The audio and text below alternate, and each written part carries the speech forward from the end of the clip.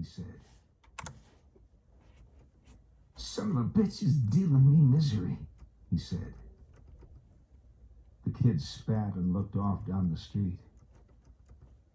We better just hold it up here for the night. You reckon it'd be all right? Who with? What if them Indians was to come back? What would they come back for? Well, what if there was to? They won't come back. He held his arm. I wish you had a knife on you, the kid said. I wish you did. There's meat here if a man had a knife. I ain't hungry. I think we ought to scout these houses and see what all's here. You go on. We need to find us a place to sleep. Sproul looked at him. I don't need to go nowheres, he said. Well, you suit yourself. Sproul coughed and spat. I aim to, he said. The kid turned and went on down the street. The doorways were low, and he had to stoop to clear the lintel beams, stepping down into the cool and earthy rooms. There was no furniture save pallets for sleeping, perhaps a wooden meal bin. He went from house to house. In one room, the bones of a small loom, black and smoldering. In another, a man, the charred flesh drawn taut, the eyes cooked in their sockets.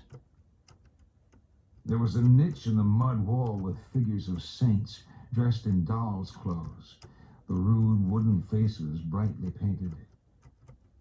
Illustrations cut from an old journal and pasted to the wall, a small picture of a queen, a gypsy card that was the Four of Cups. There were strings of dried peppers and a few gourds, a glass bottle that held weeds. Outside, a bare dirt yard fenced with ocotillo and a round clay oven caved through where black curd trembled in the light within. He found a clay jar of beans and some dry tortillas, and he took them to a house at the end of the street where the embers of the roof were still smoldering, and he warmed the food in the ashes and ate, squatting there like some deserter scavenging the ruins of a city he'd fled.